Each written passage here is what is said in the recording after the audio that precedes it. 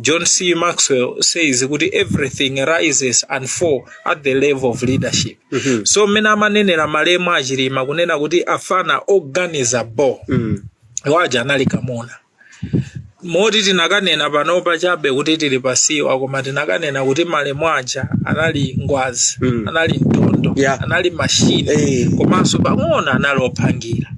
Chifande kuti looks okha, mikonoyi okha, quality ya moyo okha. Ine ndikhupe kuti achilima anali munthu osachititsa manyazi chifukwa iwo aja olo ku John atha kukhala vice president. Ine ndilishuwa kuti olo ku America iwo aja anakatha kukwanitsa kukhala president ifana afana organizer bwino.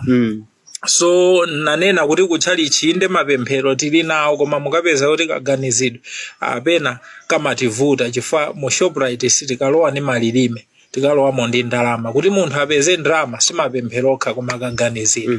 So tikwalira kwambiri, tikwalira mochuluka kwambiri achilima chifukwa cha kaganizidwe kawo chifukwa mtsogoleri osamangomulondola poti ali kutsogolo